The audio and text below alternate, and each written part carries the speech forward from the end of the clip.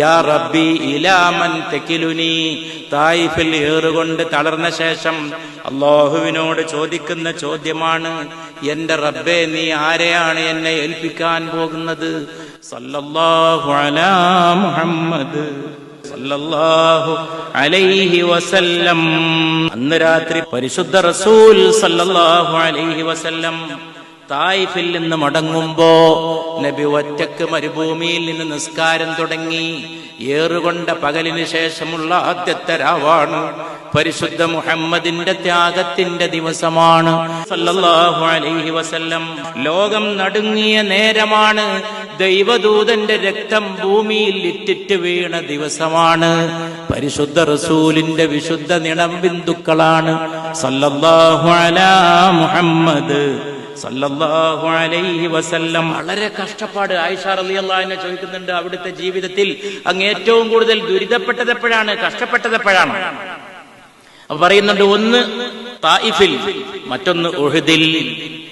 അതുകൊണ്ട് ഈ തായിഫിൽ സഹനത്തിന്റെ ഒരു അങ്ങേ അറ്റം പറയാൻ നബിയുടെ പ്രാർത്ഥന ഉണ്ട്.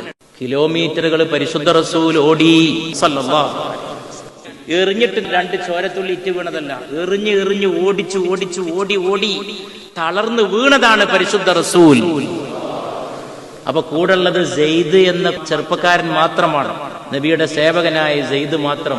നബിയെ സെയ്ദ് കയ്യിൽ ഏന്താണ്, വാർന്നൊലിക്കുന്ന രക്തവുമായി സല്ലല്ലാഹു അലൈഹി. അവിടെയാണ് ഒരു മരത്തണലിൽ പോയിരിക്കുമ്പോ അദാസ് മുന്തിരിങ്ങ കൊടുക്കുന്നത്.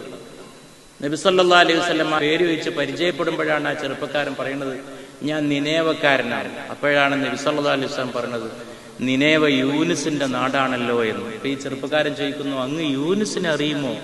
അപ്പൊ പരിശുദ്ധ റസൂലിന്റെ നിഷ്കളങ്കതയിൽ അവിടുന്ന് പറയാണ്, യൂനുസ് കൊണ്ടുവന്ന സന്ദേശവുമായിട്ടാണ് ഞാനും വന്നത് സല്ലല്ലാഹു അലൈഹി വസല്ലം. യാ റബ്ബി ഇലാ മൻ തകിലുനി, തായിഫിൽ ഏറുകൊണ്ട് തളർന്ന ശേഷം അല്ലാഹുവിനോട് ചോദിക്കുന്ന ചോദ്യമാണ്, എന്റെ റബ്ബേ നീ ആരെയാണ് എന്നെ ഏൽപ്പിക്കാൻ പോകുന്നത്?